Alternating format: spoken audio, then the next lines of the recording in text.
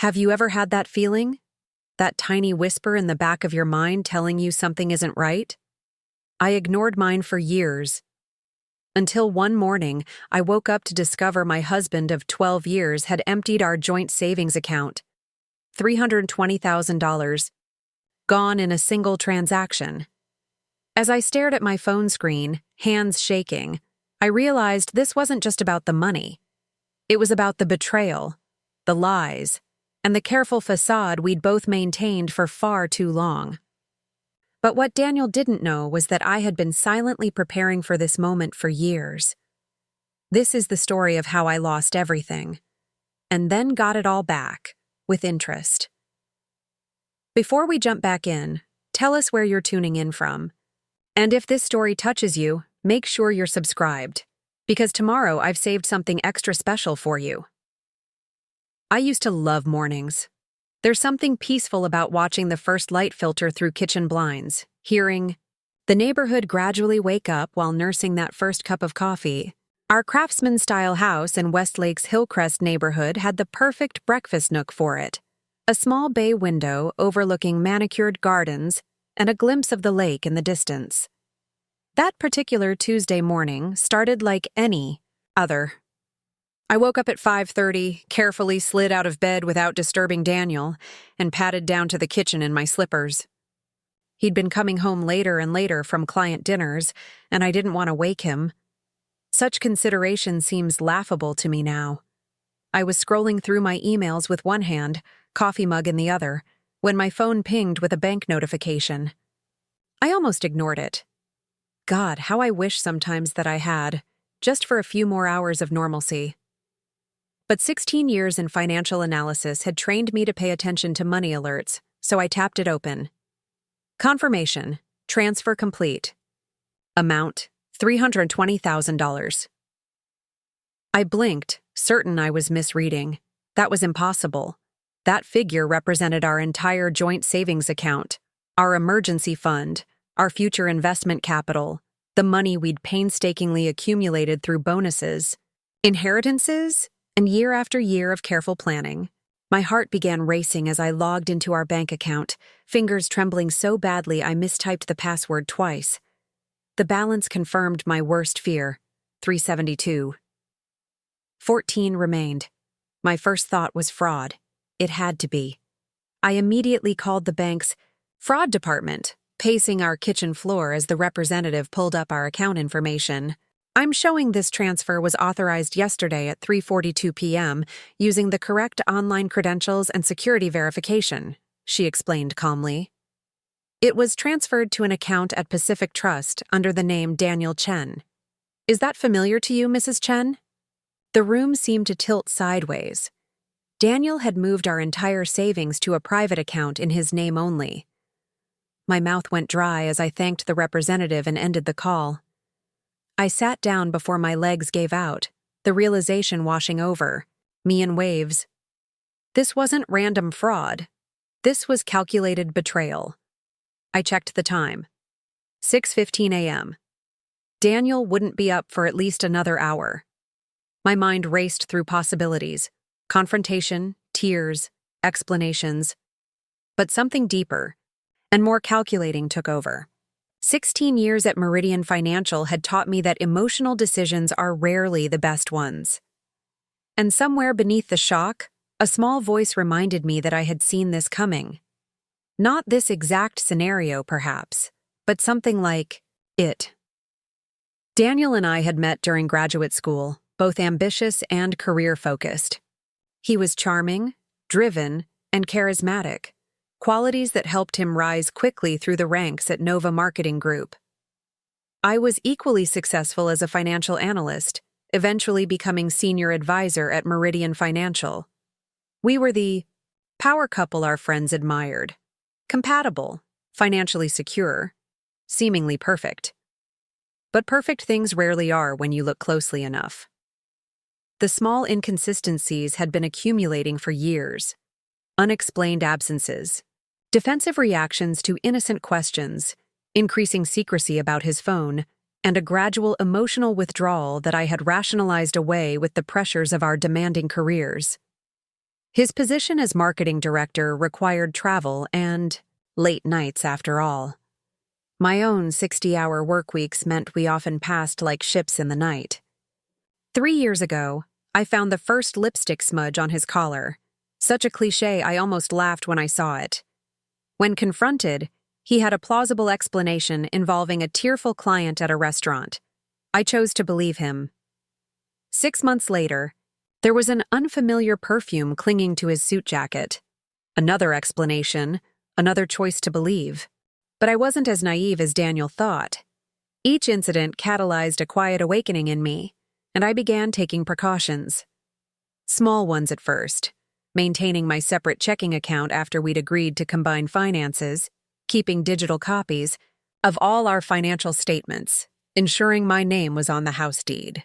Then larger ones, opening a private savings account, securing my own retirement funds independent of our joint planning, quietly building a network of professional contacts outside our shared social circle.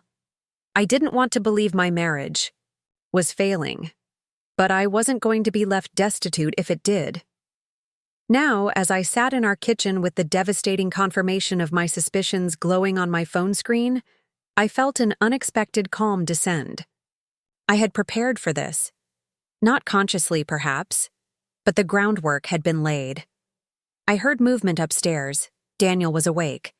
I quickly closed the banking app and opened my work email instead, my heart pounding but my face composed.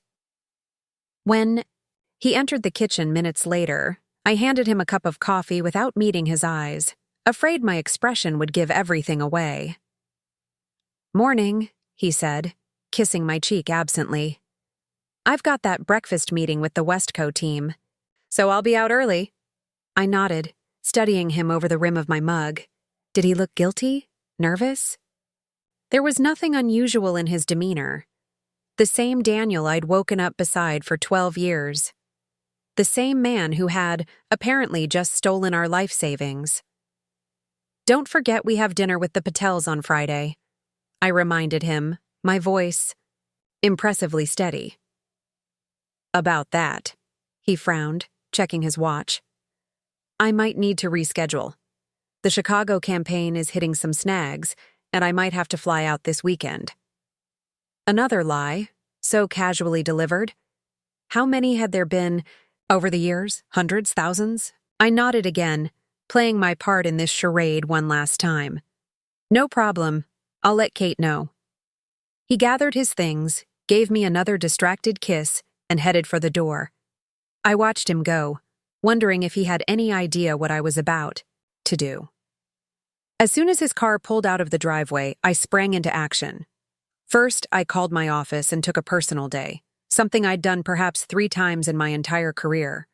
Then I called Rebecca Torres, my closest colleague and friend at Meridian. "Emily, everything okay?" Rebecca's concern was immediate. She knew my work ethic too well to think this was casual. "I need advice," I said, my voice finally breaking. "And I need discretion." "I'll be at Harborview Coffee in 20 minutes. While waiting to meet Rebecca, I made 2 more calls.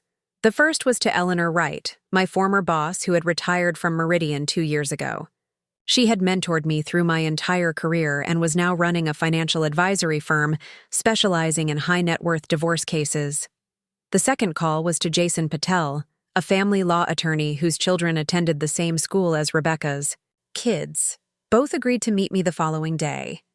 Eleanor heard something in my voice that made her clear her afternoon schedule, and Jason, though technically not taking new clients, made an exception based on Rebecca's referral. By the time I arrived at Harborview Coffee, I had compiled a list of every financial account, property, and asset Daniel and I shared, along with approximate values and whose name was attached to each. It was surprisingly easy. Financial organization had always been my domain in our marriage. Daniel had been content to let me handle the details as long as he maintained spending freedom. Rebecca was already waiting in a corner booth, 2 lattes on the table. One look at my face, and she slid, hers toward me.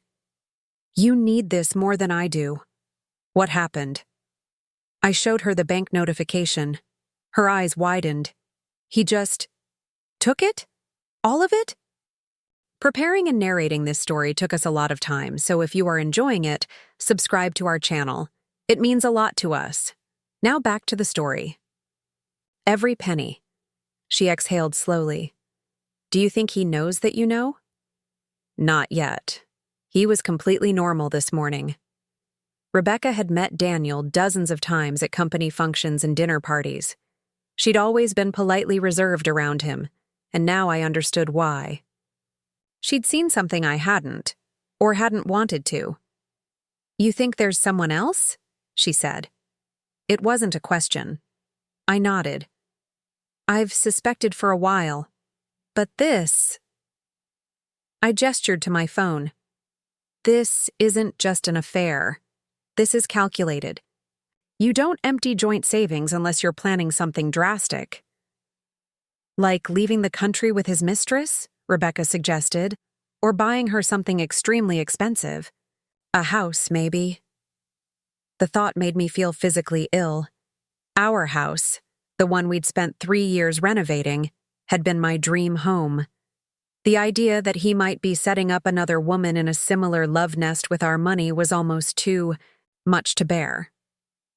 What are you going to do? That depends, I said, taking a deep breath. On what I find out today.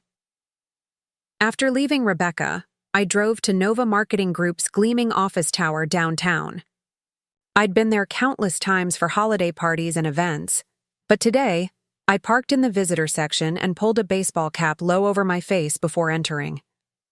The security guard barely glanced at me as I signed in as a delivery person for the 14th floor, one below Daniel's department. I took the elevator up, my pulse racing. What I was about to do fell into an ethical gray area, but the $320,000 theft had obliterated my concerns about playing fair. In the 15th floor ladies' room, I encountered exactly who I'd hoped to find. Janet Wheeler, Daniel's administrative assistant for the past 5 years. Emily! She looked startled to see me.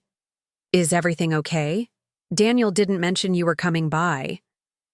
Surprise visit, I smiled tightly. Actually, Janet, I could use your help with something. Janet had always been friendly to me, occasionally, sending birthday cards and remembering our anniversary when Daniel himself forgot. I suspected she knew more about my husband's activities than I did. Daniel asked me to pick up his travel itinerary for this weekend's Chicago trip, but he didn't. Send me the details. Would you have a copy? Janet's expression shifted subtly. Discomfort, perhaps even pity. Chicago trip? For the Wesco campaign issues, I prompted. She hesitated. Emily, there's no Chicago trip on his schedule. The Wesco campaign wrapped up last month. The confirmation was both expected and devastating. I kept my smile fixed. In place.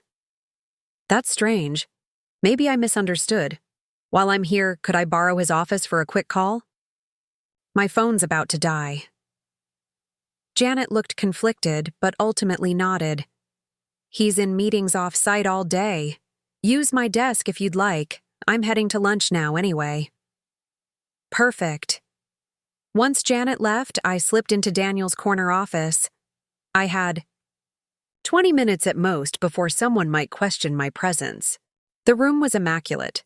Daniel had always been fastidiously organized in his work life, if nothing else. His computer was locked, but I didn't need it. Instead, I went straight to his credenza, slid open the bottom drawer, and felt along the back edge. Daniel was a creature of habit, and sure enough, taped to the back was a small key. He'd kept a spare house key hidden the same way in graduate school. The key opened his private filing cabinet. I quickly leafed through folders, snapping photos with my phone when I found anything relevant. Most were innocuous business documents, but in a folder marked Personal Investments, I struck gold. Statements for the Pacific Trust account the bank representative had mentioned, opened 6 months ago with an initial deposit of $50,000. I photographed every page, my hands shaking with anger and vindication. The most recent statement showed a balance of $127,000 before today's massive transfer. He'd been siphoning money for months. But the real revelation came in a thin manila folder at the very back, unmarked except for a small red dot in the corner. Inside was a rental agreement for a luxury apartment in Riverpoint Towers, the exclusive building overlooking Westlake Harbor, under the names Daniel Chen and Vanessa Mills. The monthly rent was $6,800, and according to the document, they had taken occupancy 4 months ago. Vanessa Mills. My husband had been living a double life with a woman named Vanessa Mills. I photographed the rental agreement, then carefully returned everything exactly as I'd found it. My heart was pounding so loudly I was certain someone would hear it echoing down the hallway, but I forced myself to move methodically, leaving no trace of my investigation. Just as I locked the filing cabinet and returned the key to its hiding place, my phone buzzed with a text message. From Daniel. Coming back to the office early. Need to pick up some files. You free for lunch? I froze, adrenaline surging. He never asked me to lunch on weekdays. Had Janet mentioned seeing me? Was he testing me? I texted back, in meetings all day. Rain check? Then I slipped out of his office, nodded goodbye to the receptionist, and took the stairs down 2 flights before catching the elevator to the ground floor, terrified of running into him. It wasn't until I was safely in my car that I allowed myself to breathe. I had what I needed, proof of his deception and the name of the woman he was apparently planning a future with using our money. Vanessa Mills. I pulled out my phone and searched the name along with Westlake. The results appeared immediately. Vanessa Mills, 31, owner of Pure Intention Yoga Studio in downtown Westlake. Her website featured a stunning woman with caramel-colored hair demonstrating a complex yoga pose, her athletic body showcased in expensive activewear. According to her bio, she specialized in private instruction for discerning clients seeking physical and spiritual transformation. I stared at her image, searching for some sign of the moral bankruptcy that would allow her to accept stolen money, to participate in destroying a 12-year marriage. But her face revealed nothing except serene confidence and the kind of beauty that came from both good genes and expensive maintenance. It took everything in me not to drive straight to her studio and confront her. But the strategic part of my brain, the analyst who had built a career on cool assessment rather than emotional reaction, held me back. I needed more information before making my next move. I drove instead to our bank and spoke directly with the branch manager, Christopher Haynes. I'd had enough professional interactions with him over the years that he agreed to see me immediately. Mrs. Chen, I've reviewed the transaction myself, he said after I explained the situation. I understand your concern, but since Mr. Chen is a joint account holder, he has full legal rights to transfer funds without your signature or approval. There's nothing the bank can do to reverse the transaction. I understand that, I said carefully, but I'd like to remove his access to all my personal accounts immediately. Christopher's expression softened with something like sympathy. He'd been in banking long enough to recognize the signs of a marriage in crisis. Of course, we can do that right away. By the time I left the bank, Daniel had been removed from my personal checking account and credit cards, and I had opened a new savings account in my name only, transferring the modest emergency fund I'd been quietly building from my private, online account. It wasn't much compared to what we'd lost, just $43,000, but it was something, a foundation to build from. My phone had been buzzing periodically with texts from Daniel, each more concerned than the last. Just tried calling. Your office. They said you took the day off. Everything okay? Emily? Getting worried. Where are you? Please call me when you get this. I ignored them all. Instead, I drove to Lakeshore Park and sat on a bench overlooking the water, trying to process everything that had happened in the span of a single morning. My marriage was over, had been over for longer than I'd admitted to myself. My husband had stolen our savings to fund a life with another woman. I was angry, yes, but also strangely liberated. The constant anxiety of suspecting but not knowing had been exhausting. As the afternoon light softened over the lake, I finally allowed myself to cry. Not out of desperation, but release. When the tears subsided, I felt clearer than I had in years. I knew what I needed to do. I called Eleanor Wright. I need every resource you have on high-conflict divorce and hidden assets, I said when she answered.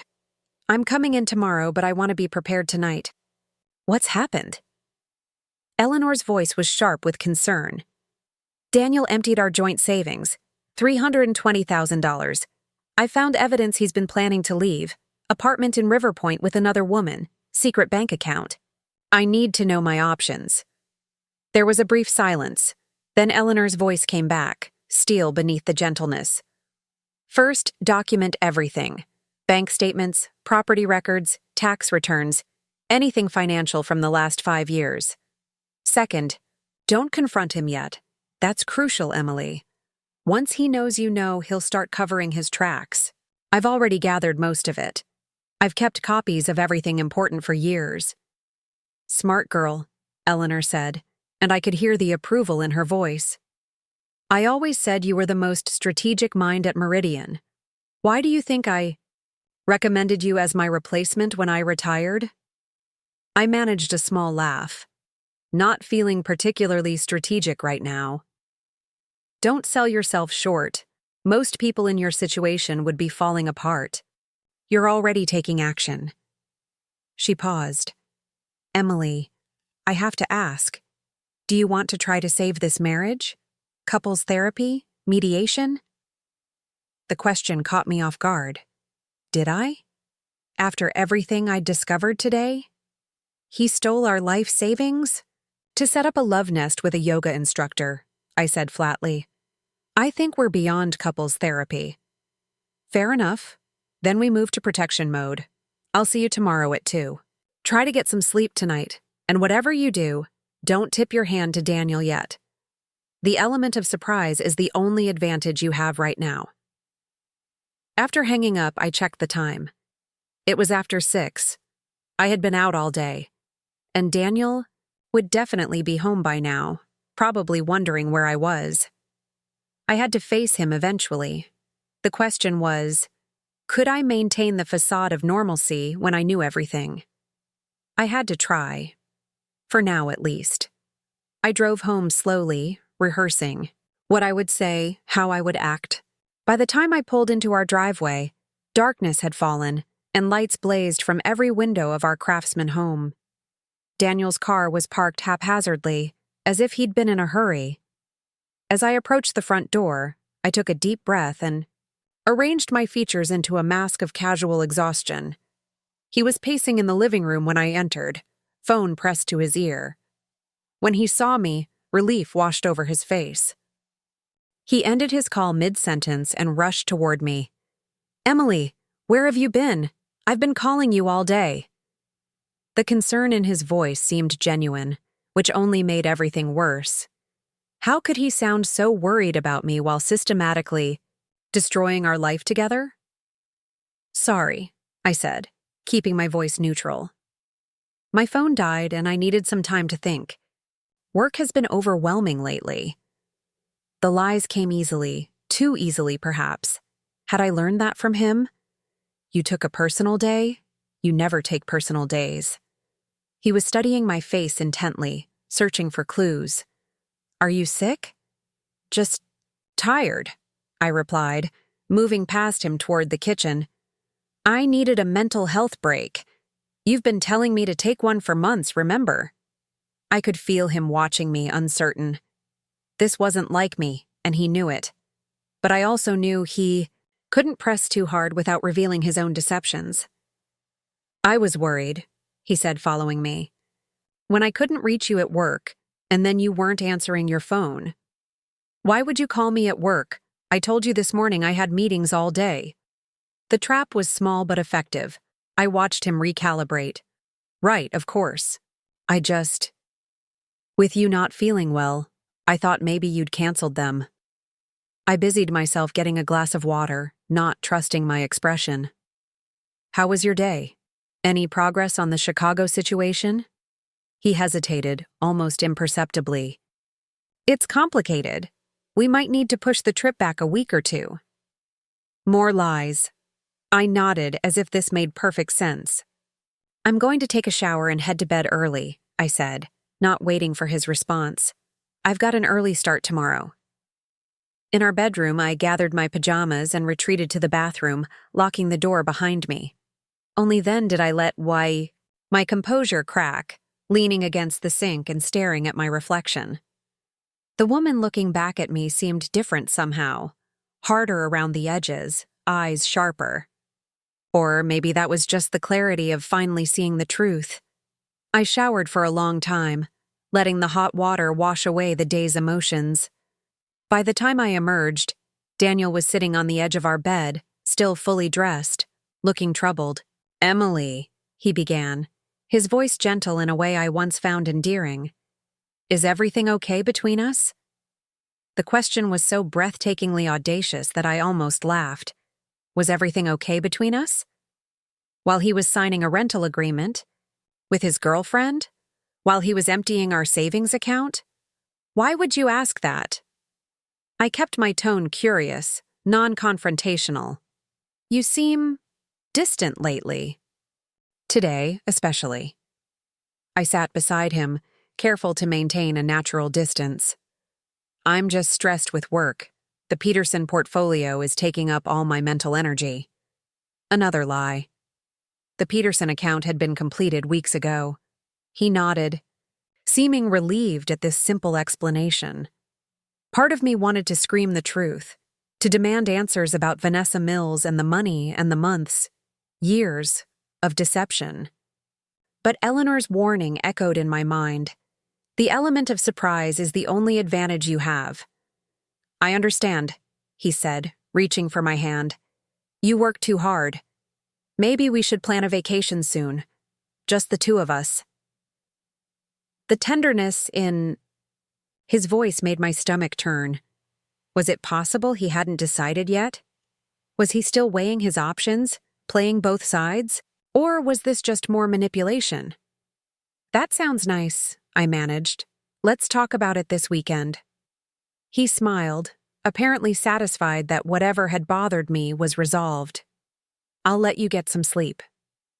As he left the room, presumably, to continue working downstairs as he often did in the evenings, I lay back on our bed and stared at the ceiling.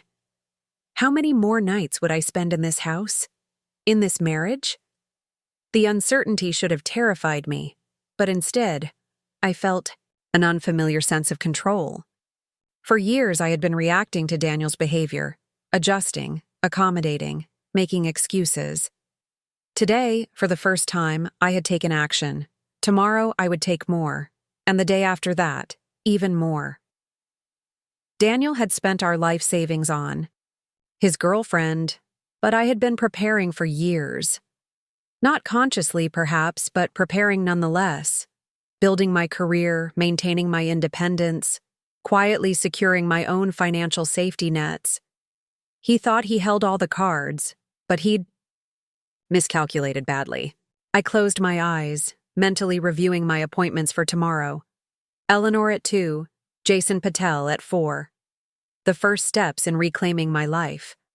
The first steps in making Daniel realize exactly what he had thrown away, and exactly who he had underestimated. Sleep never came that night. I lay beside Daniel, listening to his even breathing, wondering how he could rest so peacefully after what he'd done. Each time his arm brushed against mine, I had to resist the urge to recoil. The familiar warmth of his body now felt like a betrayal in itself. I slipped out of bed at 4:30 a.m., long before the alarm. The house was silent as I dressed in the dark, selecting my most confidence-boosting outfit, a charcoal gray suit I reserved for high-stakes client meetings. Today would require every ounce of composure I could muster. In the kitchen, I prepared coffee and reviewed my plan for the day. First, the office. I needed to maintain appearances and address any urgent work before my afternoon appointments. Then Eleanor at 2, Jason Patel at 4. By evening, I would have a clearer picture of my options. Daniel found me there an hour later, already showered and dressed, typing emails at the kitchen island. "You're up early," he remarked, reaching past me for a coffee mug. His casual domesticity seemed obscene after what I now knew. "Big day," I replied without elaborating. "I'll be late tonight. Don't wait up." He looked surprised. I usually provided detailed schedules of my whereabouts, but nodded. "I have client dinners anyway. The Anderson campaign launch, remember?" Another lie. I wondered if he was meeting Vanessa, if they were celebrating their windfall. The thought made my stomach clench. "Right. Have fun." I gathered my things before he could notice anything amiss in my expression. At the door, he caught my arm gently. "Hey, are we okay?"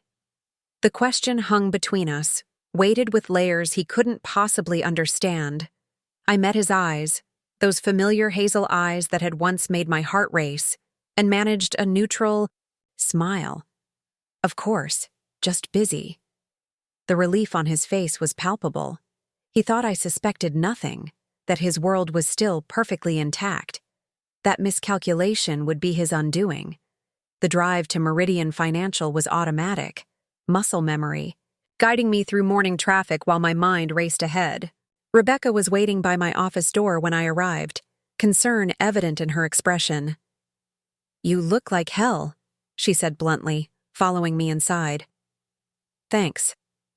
I set down my bag and collapsed into my chair. "I feel worse." She closed the door. "Did you confront him?" I shook my head. "Not yet. I need more information first." I recounted yesterday's discoveries: the hidden apartment, Vanessa Mills, the Pacific Trust account. Rebecca let out a low whistle. "The apartment is what gets me. That's not an impulsive mistake. That's calculated deception." 4 months. "Of it," I agreed. "Maybe longer." She perched on the edge of my desk. "What's your next move?" "Meeting Eleanor and a divorce attorney today. I need to understand my legal position before I make any decisions." Rebecca nodded slowly. "Smart. What about work? Do you need coverage for anything?" I gestured to my computer. "Just the Anderson portfolio review. It's scheduled for next Wednesday, but I won't be in the headspace to prepare." "Consider it handled. Take whatever time you need." Her loyalty meant more than she could know. In the corporate world, personal crises were often viewed as professional liabilities. But Rebecca and I had weathered market crashes and impossible deadlines together. She wouldn't let me face this alone either. I spent the morning robotically handling emails and client calls, my mind elsewhere. At noon, I slipped out the back, entrance to avoid running into colleagues who might notice my distraction. I couldn't bear well-meaning questions or casual conversation, not today. Eleanor's office was in a renovated Victorian house at the edge of the financial district, its elegant exterior belying the ruthless efficiency within. Her assistant, recognizing me from my Meridian days, ushered me directly to her private conference room. Eleanor Wright was exactly as I remembered, silver-haired, impeccably dressed, with piercing blue eyes that missed nothing. She rose to embrace me, her perfume familiar and oddly comforting. "Emily." She held me at arm's length, assessing. "You're handling this remarkably well." "Am I?" It didn't feel that way internally. "You're here, aren't you? Thinking strategically instead of burning his clothes on the front lawn." That startled a laugh from me. "The day's not over yet." Her smile was knowing. "Let's make sure you have better options than arson." For the next hour, we dissected my financial situation, creating a comprehensive inventory of assets, accounts, and potential complications. I had brought copies of everything: tax returns, property deeds, investment statements, retirement accounts, each neatly organized in labeled folders. "Your organizational skills are paying off," Eleanor noted, reviewing the documents. Many people in your situation can't find half these records until it's too late. Financial analyst, I reminded her. Documentation is second nature. She nodded approvingly. Let's summarize what we know. Joint savings of $320,000, now transferred to Daniel's private account. House in both names. Current market value approximately $850,000. Mortgage balance $420,000. Your retirement accounts total $295,000. His around $340,000. The cars, the art collection, miscellaneous assets. I estimate your marital estate at roughly $4 million, not counting the stolen funds, which I have no access to. For now, Eleanor agreed. But transferring those funds doesn't make them disappear from the marital estate. In fact, it works against him. Judges don't look kindly on spouses who try to hide assets. She pulled out a yellow legal pad and began writing. You mentioned your private emergency fund, $43,000. Is Daniel aware of it? No. I opened the account 3 years ago after finding evidence of his first affair. Eleanor looked up sharply. You suspected infidelity that long ago? Suspected, yes. Confirmed, no. It was just a lipstick stain, easily explained away. But it was enough to make me cautious. And this was before the yoga instructor? I shrugged. I don't know. Maybe Vanessa is the only one. Maybe there have been others. The point is, I started protecting myself. Without confronting him, Eleanor observed. I wanted to believe his explanations. We had built a life together. The admission felt like weakness, but Eleanor nodded without judgment. That's common. But now that he's escalated to grand theft, your priorities have shifted. Completely. The word came out harder than I intended. Eleanor studied me for a long moment. Emily, I need to ask an important question. What outcome are you hoping for here? Do you want to maximize your financial settlement? Punish Daniel? Simply move on as quickly as possible? The question caught me off guard. In the whirlwind of discovery and investigation, I hadn't fully articulated my end goal.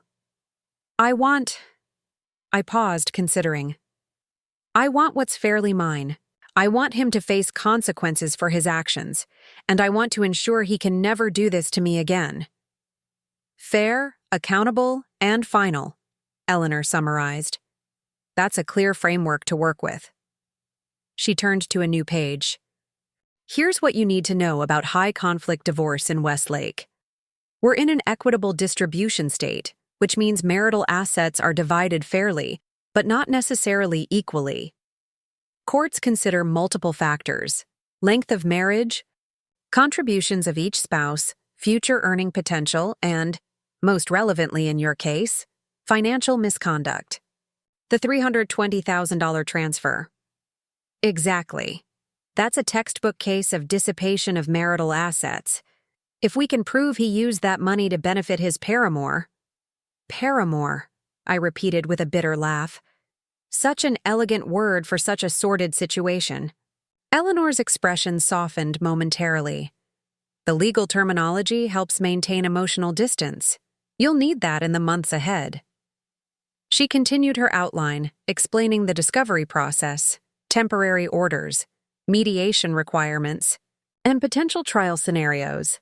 The legal machinery was complex but navigable with proper guidance. Your meeting with Jason Patel is crucial, she emphasized. He's one of the best divorce attorneys in the city. Aggressive when necessary, but strategic above all. He knows how to deal with hostile spouses who hide assets. Will he take my case? You mentioned he's not accepting new clients. He will for you. I've already briefed him on the situation. I raised an eyebrow. You seem very certain I want a divorce. Eleanor leaned back in her chair. Do you not? The question hung in the air between us. Despite everything, some small part of me mourned for what might have been, the future we had planned, the life we had built. I want what's necessary, I said finally. And after what Daniel has done, I don't see an alternative.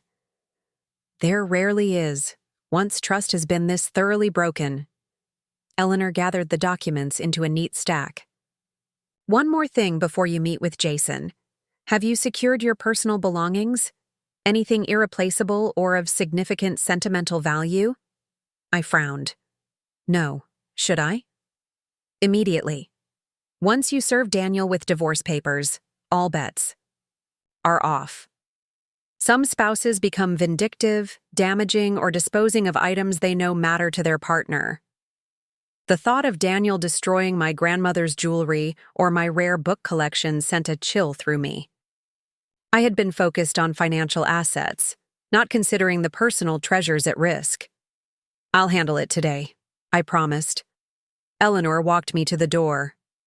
Call me after you meet with Jason. And Emily. She gripped my arm gently. Remember that feelings of grief, anger, even temporary paralysis are normal. Allow yourself to experience them, but don't let them drive your decisions. I nodded, grateful for her steadying presence. I won't.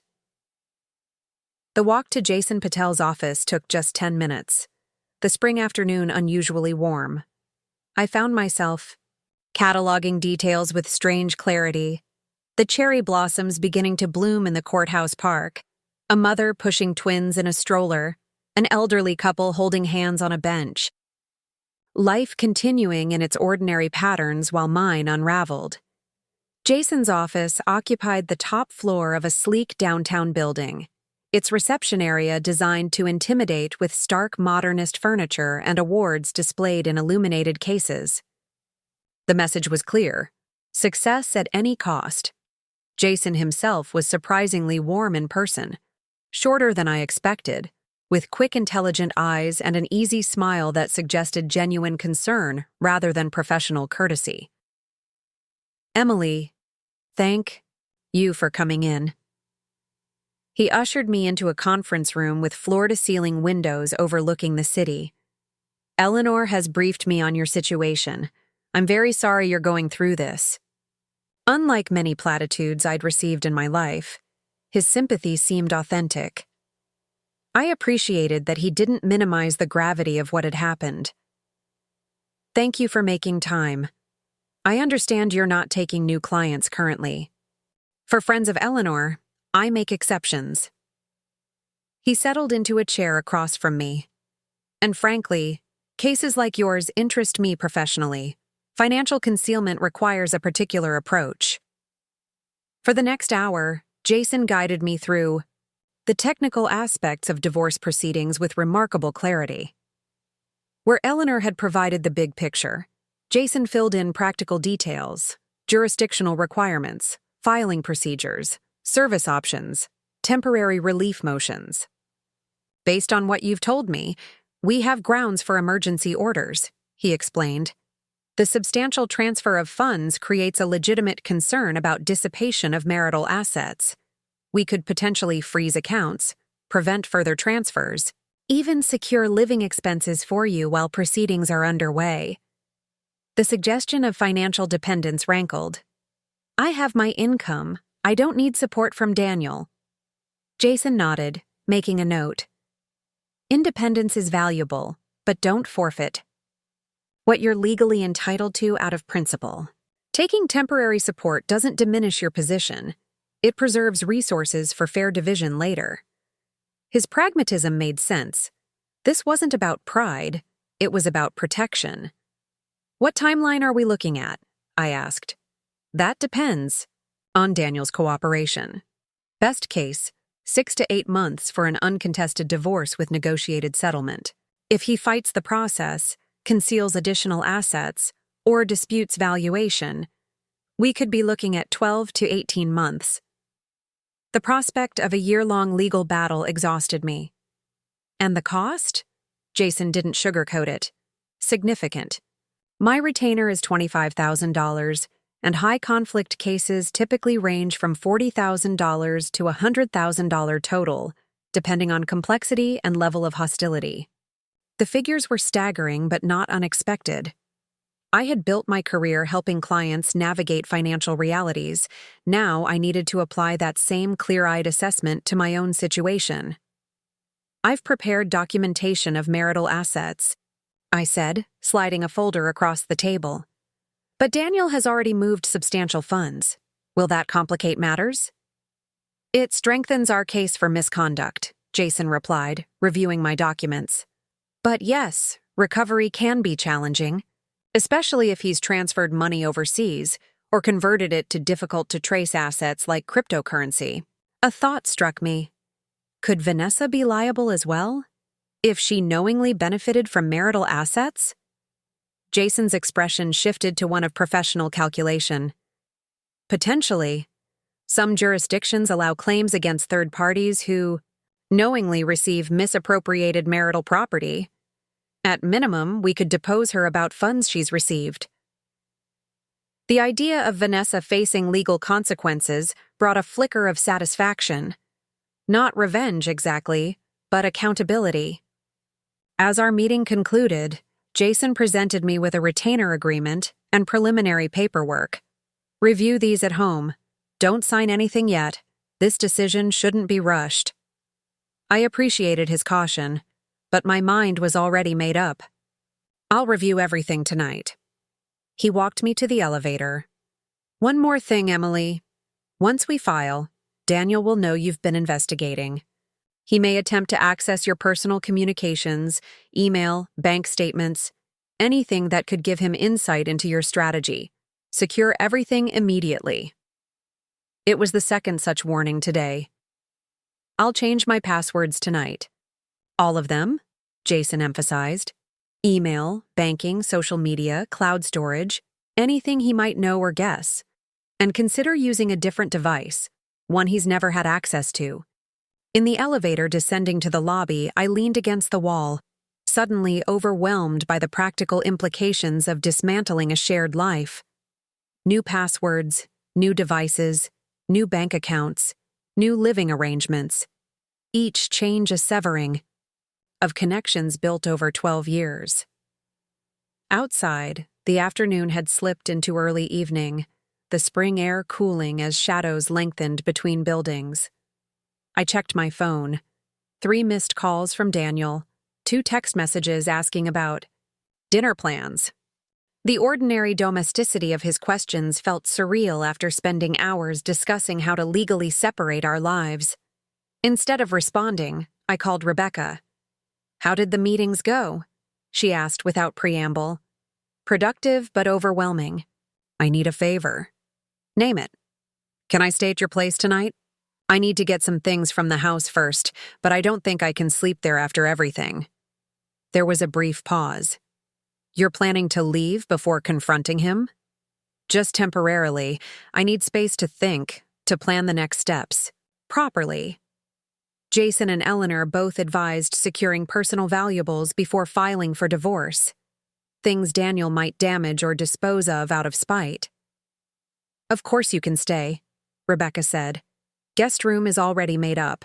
Do you want company?" "When you get your things?" I considered it. Having moral support would help, but this felt like something I needed to handle alone. "I'll be okay. He texted that he has dinner meetings, so the house should be empty." "If you're sure. Text me when you're on your way over. I'll have wine." Waiting. I smiled for what felt like the first time that day. "You're a lifesaver." "No, I'm a friend. There's a difference." After ending the call, I sat in my car for several minutes, gathering strength for what came next. The familiar drive home felt dreamlike. Streets and landmarks I'd passed thousands of times now bearing a strange new significance. Artifacts of a life I was preparing to leave behind. Our house looked exactly as it always did. Warm lights, glowing behind Craftsman windows, spring flowers blooming in carefully tended beds. I'd chosen those particular tulip bulbs last fall, planning for a future I now knew had already been compromised. The garage was empty. Daniel was indeed out, presumably with clients or perhaps with Vanessa. I didn't allow myself to dwell on which. Instead, I moved with purpose, heading directly to our shared home office. The filing cabinet yielded what I expected: duplicates of financial records I already had, property documentation, insurance, policies. I selected anything potentially useful and transferred it to my briefcase. Then I moved to the closet safe, a small fireproof box where we kept passports, birth certificates, and other essential documents. My grandmother's sapphire necklace was there, along with the pearl earrings Daniel had given me for our 10th anniversary. I placed them in a velvet pouch, then hesitated over his grandmother's wedding band, given to me when we married, a family heirloom he'd insisted I should have. Ethically, it should return to his family. I set it aside. In the bedroom, I packed enough clothes for a week, selecting practical work attire and comfortable basics. This wasn't a permanent departure. Not yet, but I needed distance to think clearly. I added my laptop, chargers, medications, and toiletries to the growing pile. The last items were the hardest: framed photographs from happier times, the handmade quilt from our bed, books with marginalia in both our handwriting. These weren't valuable in any monetary sense, but they represented the life we'd built, the happiness we'd once shared. I selected a few that mattered most, knowing I couldn't take everything. As I carried the last bag to my car, my phone rang. Daniel's face appeared on the screen. I stared at it, heart pounding, then rejected the call. Seconds later, a text appeared. Running late, meeting with Anderson team extended. Home by 9. Should I pick up dinner? The casual normalcy was jarring. I typed back, "Don't worry about it. Already ate." The lie came easily. I made one final sweep of the house, ensuring I hadn't forgotten anything essential, then locked the door behind me. In the driveway, I paused, gazing back at the home we'd so carefully created. Would I ever return to live here? Or was this goodbye to more than just a building? The uncertainty pressed against my chest, threatening to overwhelm the composure I'd maintained all day. I forced myself to breathe deeply, to focus on the immediate task, getting to Rebecca's, planning my next steps, surviving this initial phase of discovery and decision. The drive to Rebecca's took 20 minutes, city lights blurring through unexpected tears. She was waiting at the door when I arrived, taking bags from my hands without comment, leading me inside with quiet efficiency. Her apartment was warm and inviting, modern furnishings softened by art and books, the opposite of the minimalist aesthetic Daniel had always preferred. "Wine's poured," she said, guiding me to the living room. "And I ordered Thai food. It'll be here in 30 minutes. I sank onto her sofa, suddenly exhausted. "Thank you for everything." She handed me a generous glass of red wine. "Do you want to talk about it, or would you prefer distraction?" "Distraction first. I've been in my head all day." Rebecca nodded and launched into office gossip, the harmless kind about promotions, and office romances. Nothing that required emotional investment. I let her words wash over me, grateful for the respite from my own thoughts. The food arrived, and we ate directly from cartons, a casual intimacy that felt comforting after the clinical discussions of assets and legal strategies.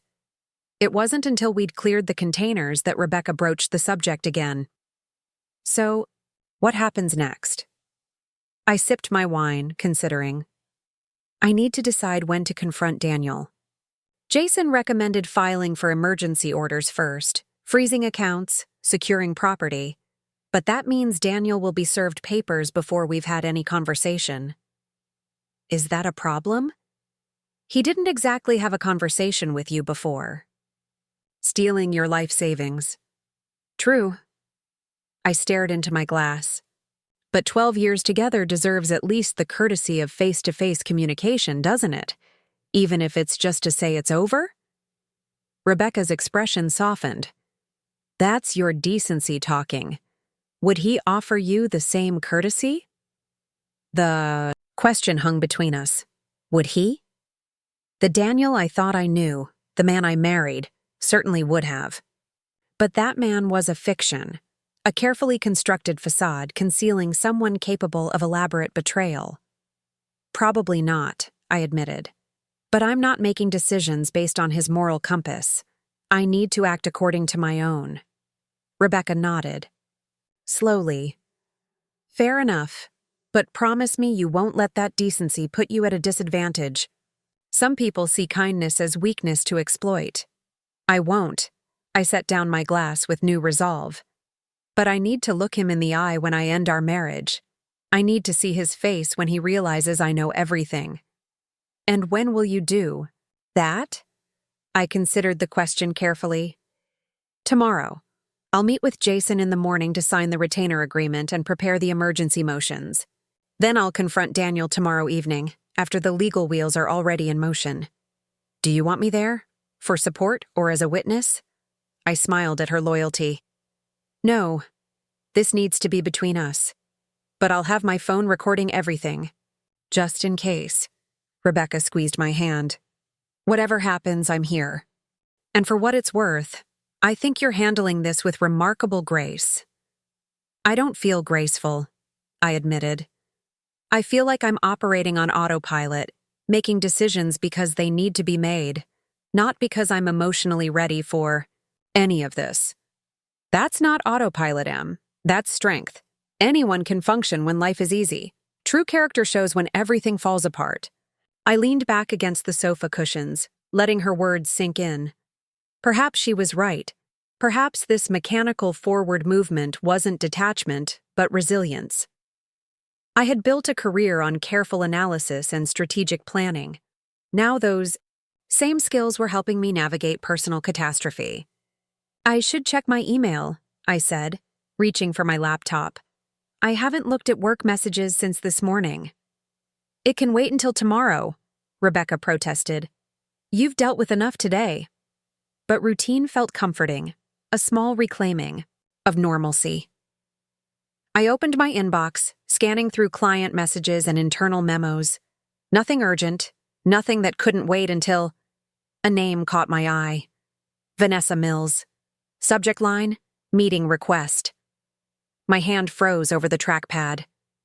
Rebecca, I said quietly. She emailed me. Rebecca was beside me instantly. The girlfriend? How did she get your work email? It's on the company website. I stared at the unopened message, heart pounding. Why would she contact me directly? Maybe she doesn't know you know about her. Or maybe she's trying to determine how much I know. I clicked open the message, Rebecca reading over my shoulder. Ms. Chen, I hope this email finds you well. My name is Vanessa Mills, owner of Pure Intention Yoga Studio. I'm reaching out because your husband Daniel suggested I contact you regarding potential financial advisory services for my business. He speaks very highly of your professional expertise and mentioned you might be willing to offer guidance on investment strategies for a growing small business. If you're accepting new clients, I would appreciate the opportunity to discuss how your services might benefit Pure Intention. I'm available at your convenience for an initial consultation. Warm regards, Vanessa Mills. We stared at the screen in stunned silence. The audacity was breathtaking, contacting me professionally while carrying on an affair with my husband, potentially funded by our stolen savings. Is she serious? Rebecca finally whispered. This has to be some kind of test. I read the message again, analyzing every word. It might be. Or Daniel might be using her to fish for information, to see if I suspect anything. Or, Rebecca suggested, he's so arrogant he thinks he can compartmentalize completely, keeping his affair separate from professionally connecting his wife and girlfriend. The third option seemed most plausible. Daniel had always excelled at mental compartmentalization, keeping work separate from home, friends separate from family, emotions separate from decisions. It was what made him successful in marketing, and apparently in deception as well. What are you going to do? Rebecca asked. Ignore it? I considered my options. Ignoring the email would be easiest emotionally but might signal awareness or suspicion. Responding professionally would maintain my cover until I was ready to act. Confronting Vanessa directly would be satisfying but strategically unsound. I'm going to answer it, I decided. Briefly, professionally, as if she's any potential client. It buys me time and maintains the illusion that I suspect nothing. Rebecca looked uncertain. Are you sure you can be that convincing? I've been convincing enough to make it through dinner with Daniel tonight if necessary. I can certainly manage a short email. I composed a response. Ms. Mills, thank you for your interest in financial advisory services. Due to current client commitments, I'm not accepting new accounts at this time. However, I'd be happy to refer you to several colleagues at Meridian who specialize in small business investment strategies. Please let me know if you'd like these referrals, and I'll connect you appropriately. Regards, Emily Chen, CFP Senior Financial Advisor, Meridian Financial Group. I showed the draft to Rebecca. Perfect, she said. Professional, appropriate, but creates no opening for further contact. I sent the email, then closed my laptop, feeling strangely energized by the exchange. There was something clarifying about seeing Vanessa's name in my inbox, about having concrete evidence of her existence beyond photographs and rental agreements. You know what this means, don't you? Rebecca said. She's not some fling. He's integrating her into his professional life, introducing her to his contacts. I know. The realization should have hurt more than it did.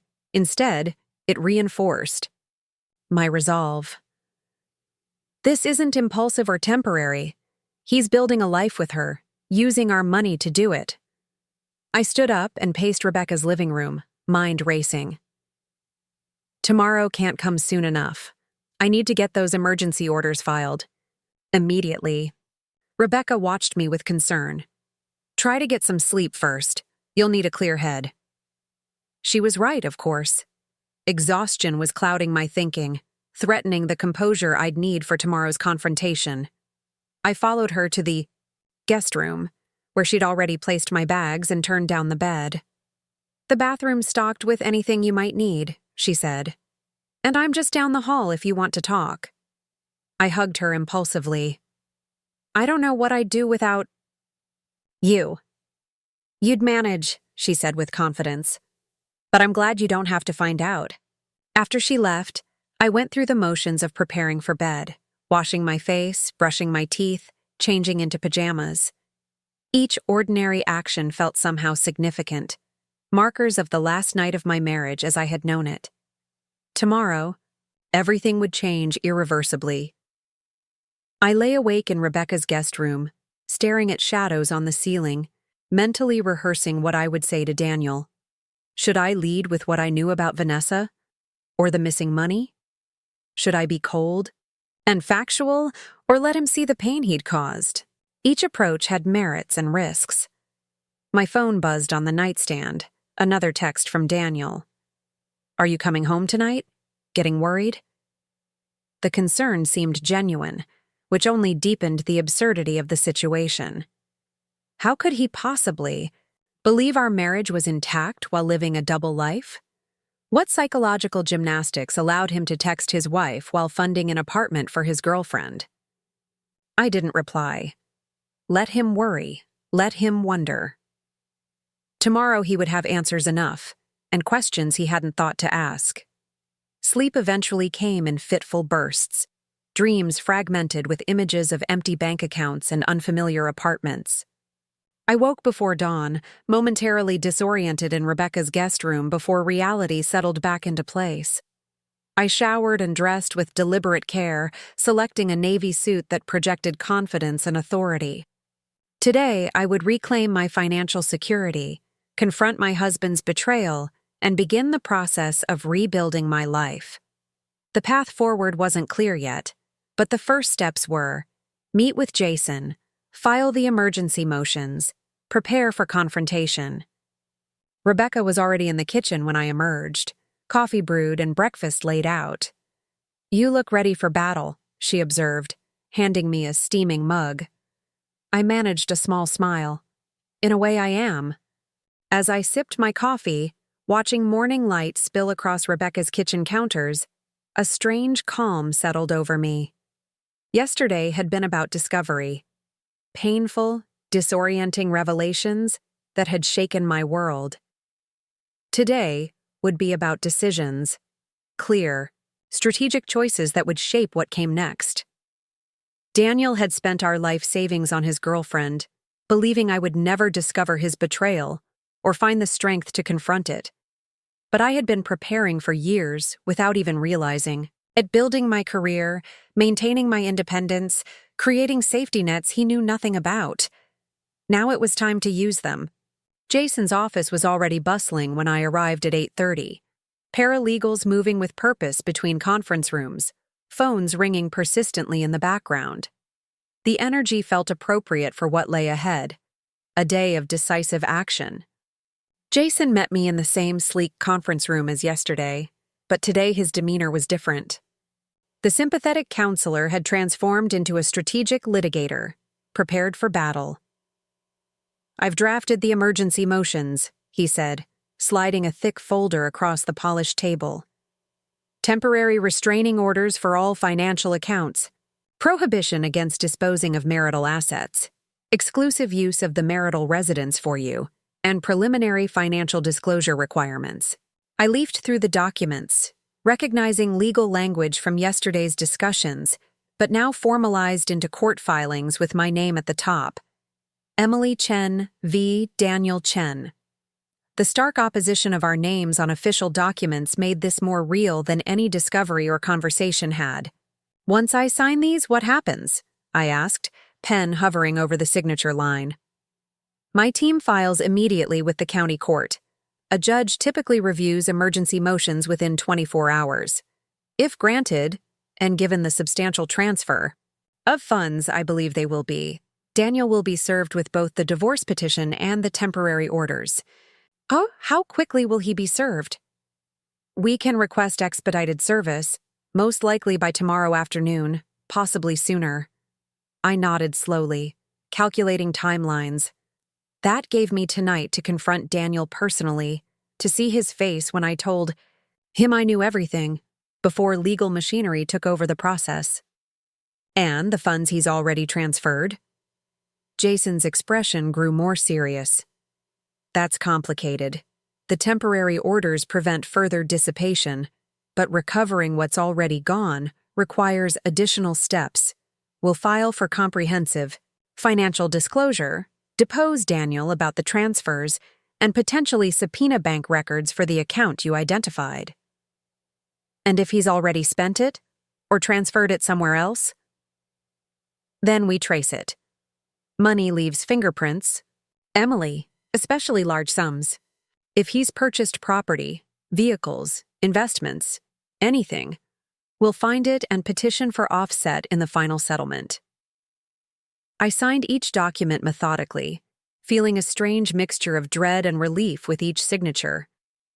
These papers would dismantle my marriage, but they would also protect what remained of my financial security.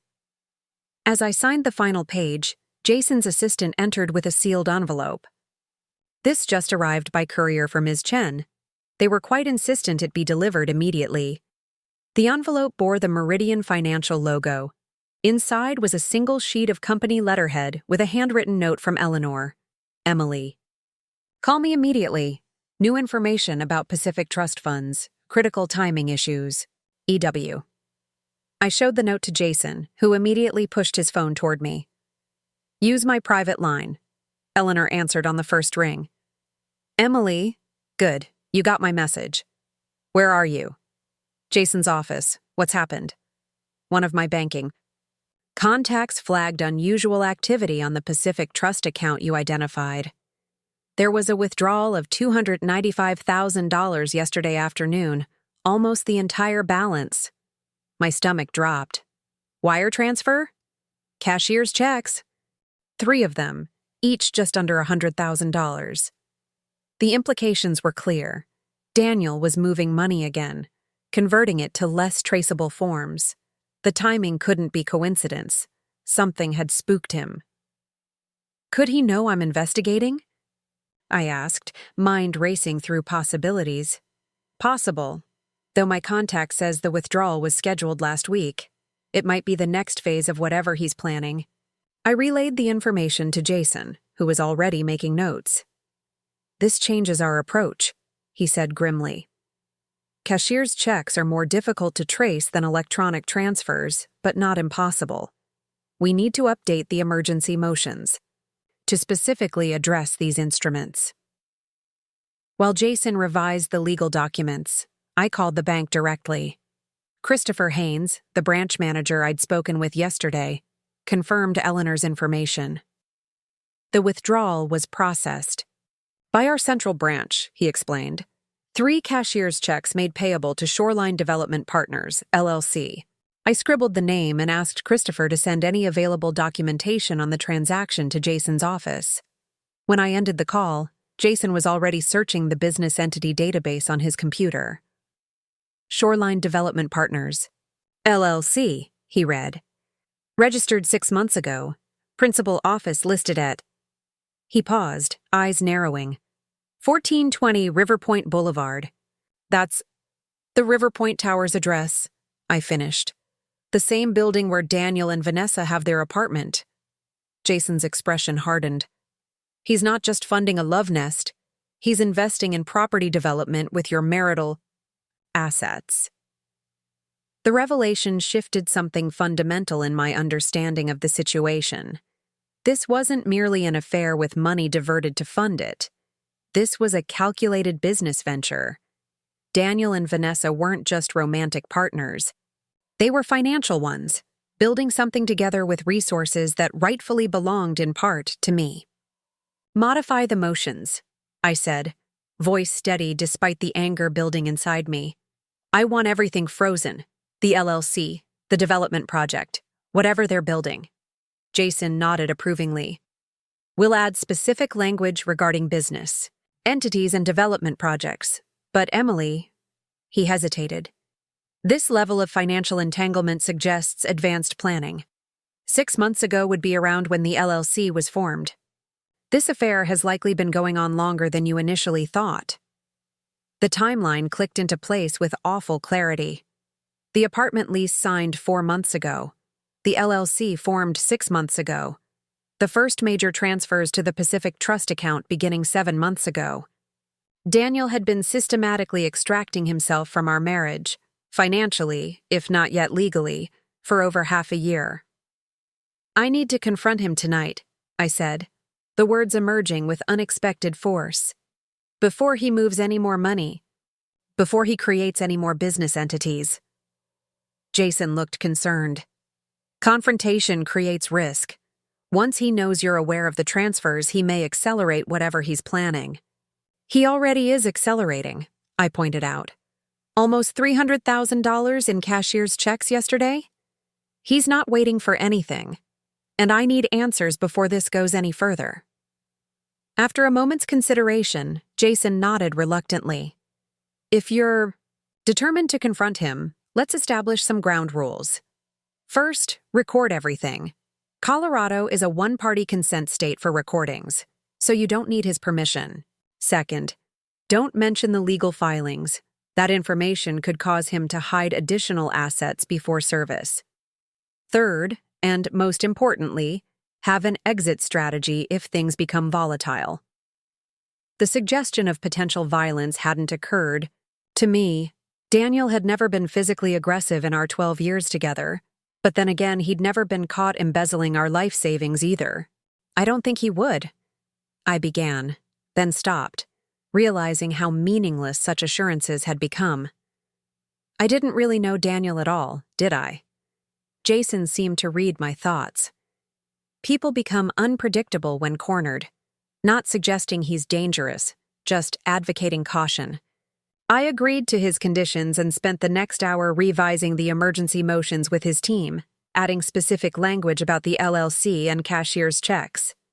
By noon, the updated documents were filed with the court, and I emerged from Jason's office into bright spring sunshine that seemed incongruous with my emotional state. Rebecca called as I walked to my car. How did it go with Jason? I summarized the morning's developments, the legal filings, the discovery of the cashier's checks, the shoreline development connection. So he's not just sleeping with her, Rebecca said slowly. They're business partners. Apparently. And you're still planning to confront him tonight? Yes. I need to know how deep this goes, Rebecca. I need to hear it from him directly. She was quiet for a moment. Will you come back to my place afterward? I don't think you should be alone, regardless of how it goes. The offer was tempting, but I shook my head even though she couldn't. See me. I might need to stay at the house depending on what happens, but I promise to call you immediately after. I'll be waiting up, no matter how late. Back at Meridian, I found it impossible to focus on client portfolios or market analyses. My mind kept circling back to Daniel and Vanessa, to cashier's checks and limited liability companies, to the elaborate deception that had been unfolding right under my nose for months. At 3 o'clock, I gave up the pretense of working and left early, driving aimlessly through the city while formulating what I would say to Daniel. Should I lead with what I knew about Vanessa or the financial transfers? Should I present evidence immediately or give him the opportunity to lie first? Eventually, I found myself at Lakeshore Park again, drawn to its tranquility as my internal chaos mounted. The afternoon sun cast long shadows across the water as I walked along the path, rehearsing confrontations in my head that ranged from icy composure to righteous fury.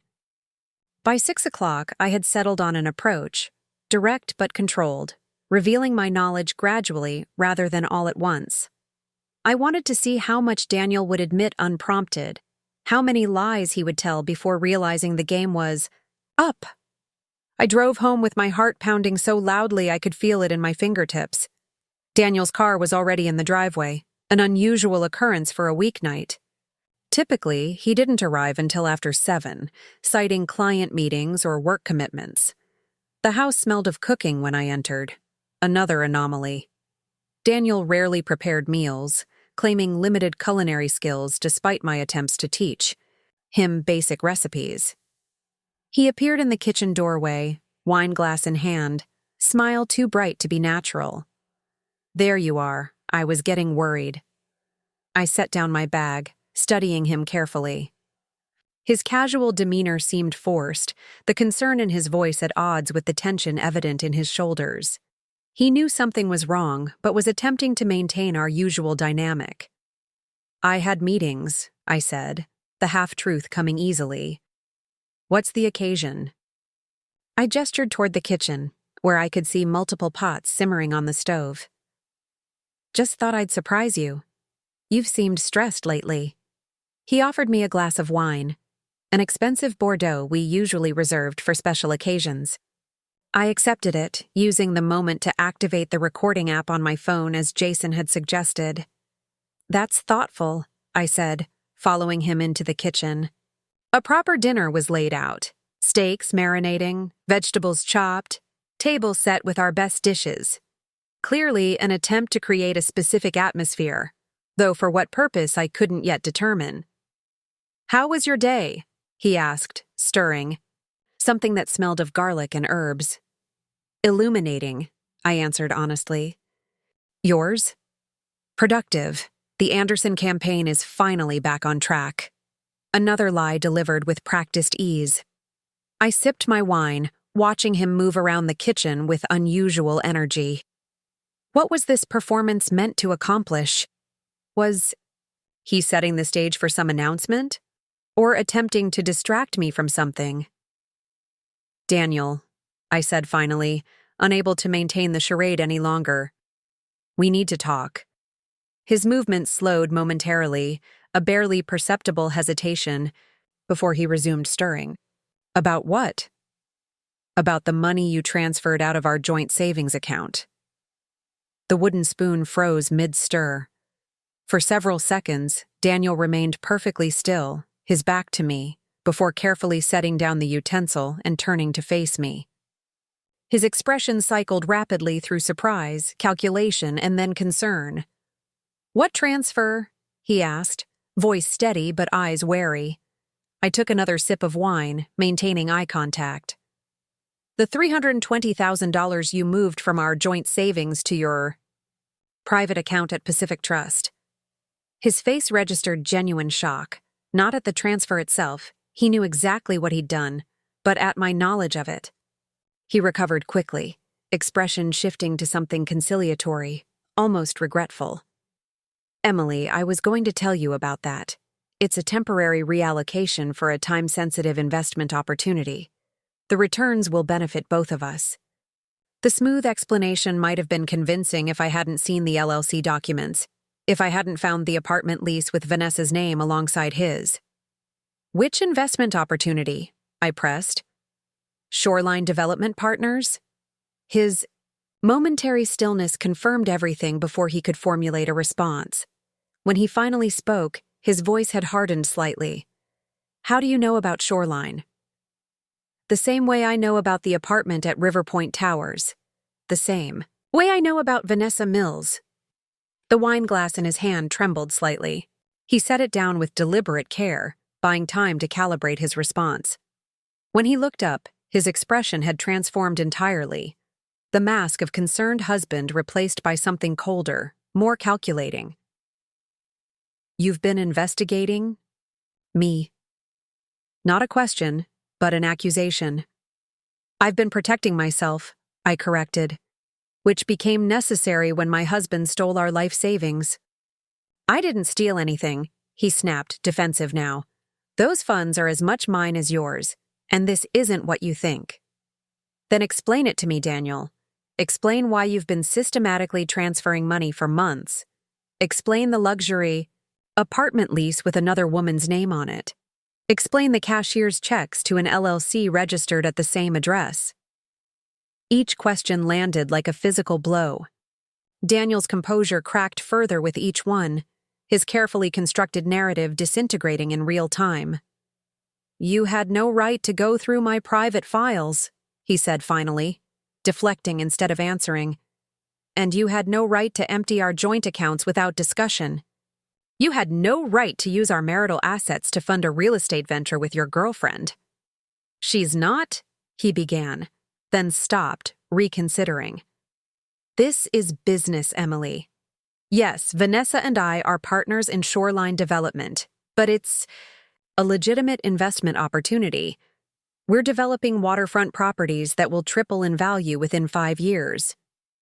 While living together in a $6,800 per month apartment? I challenged. That's quite a business expense. His jaw tightened. Our personal relationship is separate from the business arrangement. But both are funded with our marital assets, I pointed out. Assets that legally belong to both of us, regardless of whose name is on the account. Daniel ran a hand through his hair, frustration evident. You're making this into something sordid when it's just business strategy. I didn't tell you because you're risk-averse. You would have objected to the capital commitment without understanding the potential returns. The condescension in his tone ignited something fiery within me. Don't insult my intelligence. I'm a financial analyst with 16 years of experience. If this were truly a sound investment opportunity, you would have presented it professionally, with projections and risk assessments. Instead, you drained our accounts secretly and established a hidden life with another woman. It wasn't like that, he insisted, but the defense sounded hollow even to him. Then what was it like, Daniel? Help me understand how my husband of 12 years decided that embezzlement and deception were acceptable business practices. He flinched at embezzlement, a flash of genuine alarm crossing his features. That's an extreme characterization. Is it? You systematically transferred marital funds to a private account, then converted those funds to cashier's checks payable to a business entity you created without my knowledge or consent. In any corporate context, that would be textbook embezzlement. The legal framing seemed to penetrate his defenses. For the first time since our confrontation began, uncertainty crept into his expression. I intended to bring you in once the preliminary phases were established. The timing of the opportunity didn't allow for lengthy consultations. the timing, I repeated skeptically. The LLC was registered 6 months ago, Daniel. The apartment lease was signed 4 months ago. You've had ample time for consultation. He stared at me, recalculating his position as the extent of my knowledge became clear. The kitchen fell silent except for the simmer of forgotten food on the stove. The elaborate dinner he'd planned now seemed absurd against the backdrop of our disintegrating marriage. "What do you want?" he asked finally, voice hollow. The question caught me off guard. What did I want? Restoration of the funds? Dissolution of his business partnership with Vanessa? A time machine to undo the betrayal? "I want the truth," I said. "All of it. How long has this been going on? How much money have you diverted? What exactly are you building with Vanessa?" Daniel leaned against the counter, shoulders slumping, slightly. Whether from genuine remorse or simply the fatigue of maintaining his deception, I couldn't tell. "Vanessa and I met at a marketing event for her yoga studio 14 months ago," he began, each word measured. "The business partnership developed first. She had connections to waterfront property owners willing to sell below market value. I had marketing expertise and capital access. Shoreline development was the logical outcome. And the personal relationship?" He hesitated. "That evolved gradually. We were spending time together on business matters and—" "You developed feelings," I finished when he trailed off. "When did you decide to leave me, Daniel? Was that gradual too? Or did you make that decision the moment you met her?" "I never—" he started, then stopped himself, reconsidering. "I wasn't planning to leave. Not explicitly. I was creating options." The admission stunned me with its callousness. "Options," I repeated. "Like whether to stay in your marriage or start a new life with your business partner. And our joint savings was just venture capital for whichever option you ultimately chose." He didn't deny it, which was answer enough. "When did you sign the apartment lease?" I asked, needing to understand the timeline fully. "January, but it's primarily for business meetings. River Point is centrally located for the properties. We're developing." Another lie, transparent in its desperation. "Business meetings don't require king-sized beds and matching bathrobes, Daniel." I saw the lease. I saw the furniture delivery receipts. His expression hardened again. "You've been thorough. Unlike you, I do my due diligence." The implied criticism struck a nerve. "This development project is completely viable," he insisted. "The initial properties are already under contract.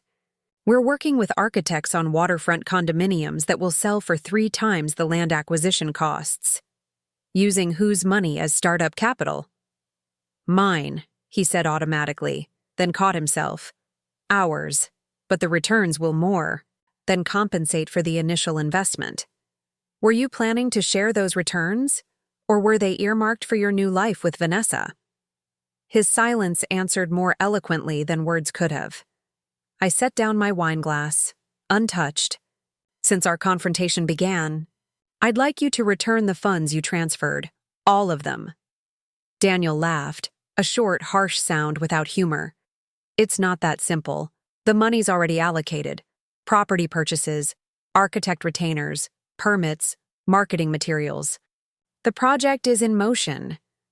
"Then unallocate it," I said flatly. "Sell the properties, cancel the contracts, liquidate whatever you've acquired with our savings." "That's not possible. We'd lose everything, all the initial investment plus the projected returns." "You should have considered that before stealing from our joint accounts." His expression darkened. "I didn't steal anything. Those funds were as much mine as yours. Then you should have discussed their use with me, your financial partner of 12 years, instead of unilaterally deciding to invest them in a venture with your girlfriend." We stared at each other across the kitchen island, the remains of his elaborate dinner setup between us, a tableau of domestic harmony now revealed as mere stage dressing. "What happens now?" he asked, voice unexpectedly vulnerable. Are you filing for divorce? The direct question required a direct answer. Yes? He nodded slowly, as if he'd been expecting this conclusion despite his attempts to justify his actions. When? The petition has already been filed, I said, deciding there was no longer any strategic advantage in concealing this fact. Along with emergency motions to freeze all accounts and prevent further dissipation of assets. This information visibly startled him. He straightened, alarm replacing resignation. You've already involved lawyers, without even talking to me first? Just as you involved Vanessa in our finances without talking to me first, I countered. The difference is that my actions are legally defensible. This is extreme, Emily. We could have worked something out privately. Like what? A payment plan for the money you've already spent? Visitation rights to the marital assets you've diverted to your girlfriend's business? My sarcasm struck home. Daniel's expression hardened into something I'd never seen before, a cold anger that transformed his familiar features into those of a stranger. You have no idea what you've done, he said quietly. The legal fees alone will consume whatever. Assets remain. No one wins in a contested divorce. This became contested the moment you decided our life savings would be better invested in shoreline development than in our shared future. He shook his head, a gesture of frustration rather than denial. You're making a mistake. The development project is viable, more than viable. It could double or triple your investment if you'd just be patient. My investment, I repeated, emphasizing the pronoun. So you acknowledge the funds rightfully belong to both of us. Daniel realized his tactical error too late. Of course they do. That's my point. We both stand to benefit if the project proceeds as planned. And if I have no interest in being your business partner after discovering your deception? If I prefer my assets in cash rather than speculative real estate ventures controlled by my soon-to-be ex-husband and his girlfriend? The question hung between us, unanswerable in its essential reasonableness. Why would anyone choose to remain financially entangled with someone who had demonstrated such fundamental dishonesty? Daniel's shoulders slumped slightly, the fight visibly draining from him. What do you want from me, Emily? What would resolve this to your satisfaction? Return the money, I said simply. All of it. Then we can discuss an equitable division of assets through proper legal channels. I told you, it's not liquid anymore. It's committed to properties, contracts, development costs. Then liquidate what you can and prepare documentation on what you can't. Every dollar you transferred, every investment made, every contract signed, I want complete transparency. He hesitated, clearly calculating the implications of such disclosure. And if I provide that? Then the divorce proceeds with full financial transparency rather than court-ordered forensic accounting. It's the difference between an expensive, acrimonious process and a merely painful one. Daniel turned away, ostensibly to check the now overcooking food on the stove, but actually to conceal his expression as he processed this ultimatum. When he faced me again, his demeanor had shifted once more, the anger replaced by a brittle professionalism. I'll need time to compile the documentation. Some of the contracts have confidentiality clauses. Your attorney can work with mine to establish appropriate confidentiality protocols, I replied, matching his businesslike tone. But I expect preliminary documentation within 48 hours. And Vanessa? What about her? She's a partner in Shoreline, not just... He trailed off, apparently unwilling to define their relationship in my presence. Vanessa's involvement will need to be clarified as part of the financial disclosure. If she's contributed personal funds distinct from our marital assets, those contributions will be respected in any settlement. The clinical discussion of his affair in financial terms seemed to unsettle Daniel more than any emotional confrontation could have. He had prepared for tears, recriminations, perhaps even reconciliation attempts, but not for this cool, analytical dismantling of his carefully constructed double life. "Where does this leave us personally?" he asked finally, an unexpected vulnerability in his voice. The question pierced through my protective armor of professional detachment. Where did it leave us? Two strangers standing in a kitchen filled with the aroma of a dinner neither of us would eat, discussing the clinical dissolution of 12 years together. "That depends on you," I said truthfully. "On how forthcoming you are about the financial situation. On whether you choose to fight or cooperate. On whether you're willing to acknowledge the magnitude of your betrayal." He nodded slowly, accepting this assessment. "And tonight? Where will you stay?" "I'll be staying here," I said firmly. "This is my home too, regardless of what you've done. The guest room should suffice until more permanent arrangements are made." Daniel looked momentarily startled, as if he'd assumed I would be the one to leave. "Of course. I can take the guest room if you prefer." "That won't be necessary.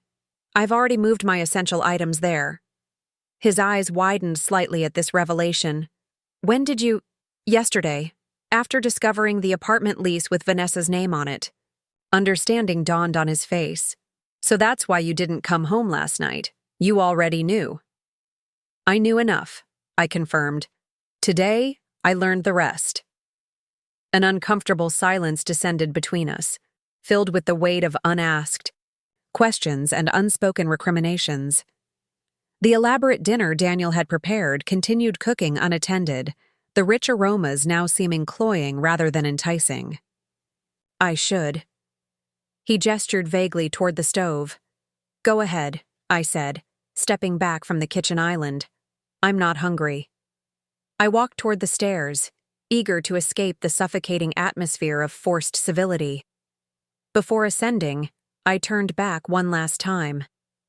"Daniel." He looked up from where he was mechanically turning off burners, his movements automatic rather than purposeful.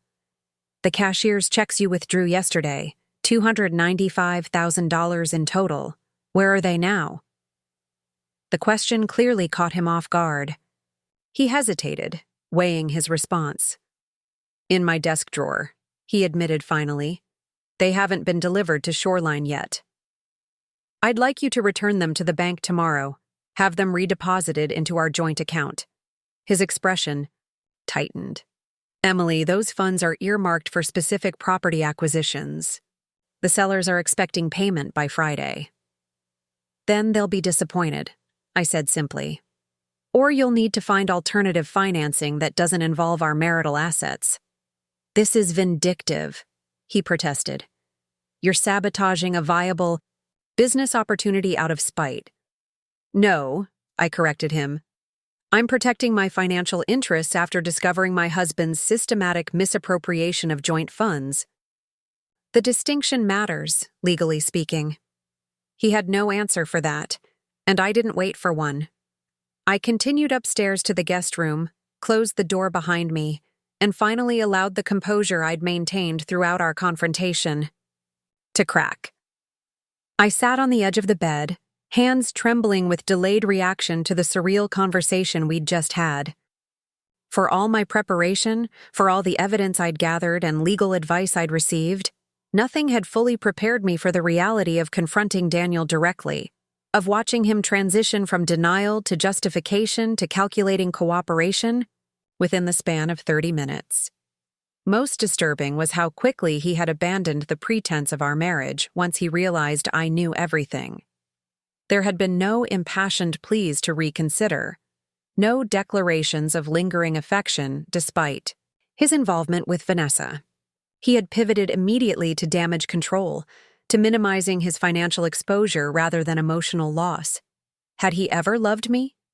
Or had I simply been a convenient partner, a stable foundation from which he could launch increasingly risky ventures, personal and professional? I pulled out my phone and texted Rebecca as promised. "Confrontation complete. Staying at house tonight.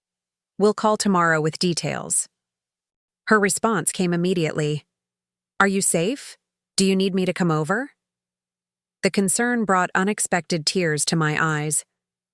I'm okay. He's more worried about the money than anything else.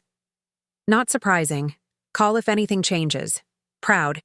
Of you. I set the phone aside and lay back on the unfamiliar bed in the room that had previously been reserved for occasional guests. Now it would be my temporary sanctuary while the legal machinery of divorce proceeded around me. Tomorrow would bring new challenges: Daniel's potential resistance to returning the cashier's checks, preliminary discussions between attorneys, practical decisions about living arrangements and asset protection. But tonight, in the stillness of this neutral territory, within what had once been our shared home, I allowed myself to simply breathe. Daniel had spent our life savings on his girlfriend, believing I would never discover his betrayal or find the strength to confront it. But I had been preparing for years, building professional expertise and emotional resilience that now served as my foundation during this upheaval. Whatever came next, I would face it with the same clear-eyed determination that had carried me through today's confrontation, not with anger or vindictiveness, but with the quiet certainty that I deserved better than deception, and the firm resolve to ensure I received it. Morning arrived with uncomfortable clarity. Sunlight streamed through unfamiliar curtains in the guest room, illuminating the new reality I had stepped into. The house was quiet. No sounds of Daniel's morning routine, no coffee brewing downstairs. Had he left already? Or was he, like me, trying to navigate this strange new territory of cohabitation amid separation? I checked my phone, 7:15 a.m., and already 3 emails from Jason. The first contained scanned copies of the emergency orders, signed by Judge Watkins last night and scheduled for service this morning. The second outlined a proposed temporary living arrangement to present to Daniel's attorney once he retained one. The third was more personal. Emily. How did the confrontation go? Are you safe and comfortable at the residence?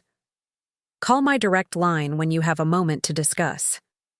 Next steps, particularly regarding the cashier's checks. So Jason. I dressed quickly in another crisp suit, armor for whatever the day might bring. The sound of movement downstairs confirmed Daniel was still home. I steeled myself before descending, unsure what version of my husband I would encounter.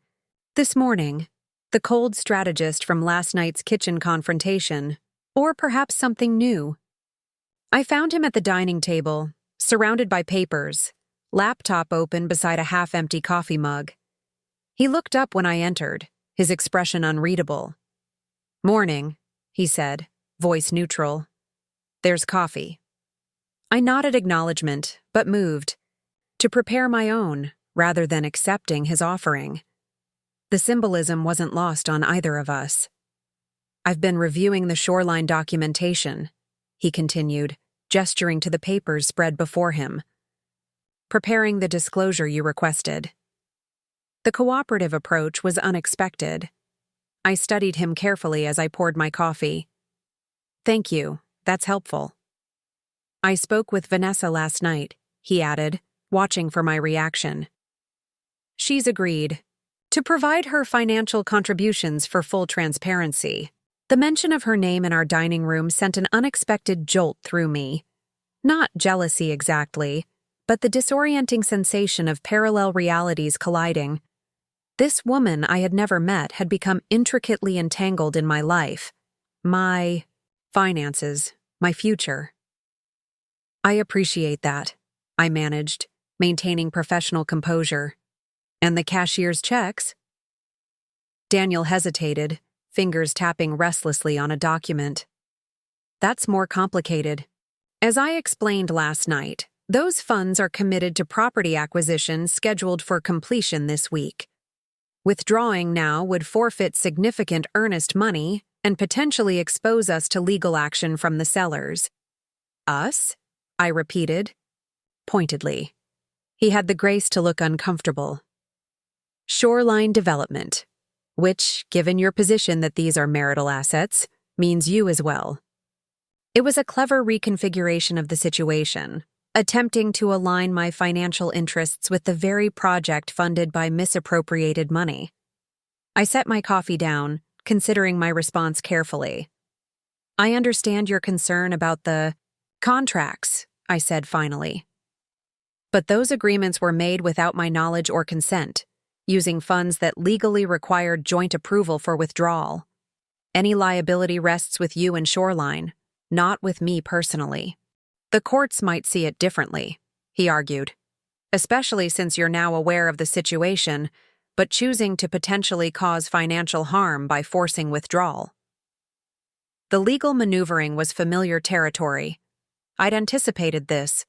Response after consulting with Jason yesterday. My attorneys disagree. Their position is that returning misappropriated funds to their original accounts represents the proper remedy for unauthorized transfer, regardless of subsequent commitments made with those funds. Daniel's expression tightened at the plural, attorneys, clearly calculating the escalation this represented. You've retained multiple lawyers? A divorce attorney and a financial specialist, I confirmed, given the complexity of the situation. He nodded slowly, processing this information. I see. Silence stretched between us, filled with the weight of decisions already made and consequences yet to unfold. I sipped my coffee, waiting. Daniel had always been the first to break uncomfortable silences in our marriage, a personality trait I could now use strategically. I have a counter-proposal, he said finally. The property acquisition proceeds as planned, with full documentation and transparency. You receive 50% ownership in Shoreline Development, with equal voting rights on all future decisions. This preserves the investment potential while addressing your concerns about financial misappropriation. The offer was almost insulting in its presumption. You're suggesting I become business partners with you and Vanessa after discovering you've been systematically deceiving me for months? Business is separate from personal matters, he insisted. The development opportunity is legitimate and potentially very profitable. Refusing it out of emotional reaction would be financially irrational. What would be irrational, I countered, would be entering a complex business relationship with partners who have already demonstrated profound ethical deficiencies and conflicts of interest. His jaw tightened. That's unnecessarily harsh. Is it? You diverted marital assets without consent, established a competing financial entity without disclosure, and entered into property contracts without authorization. Those aren't personal grievances, Daniel. They're fundamental breaches of fiduciary responsibility. The corporate framing seemed to unsettle him more than emotional appeals could have. Before he could respond, my phone buzzed with a text from Jason. Service of process scheduled for 9:30 a.m. at your residence. Are you home? Might want to be elsewhere. I glanced at the time, 8:47 a.m. If I wanted to avoid witnessing Daniel being served with divorce papers, I needed to leave immediately.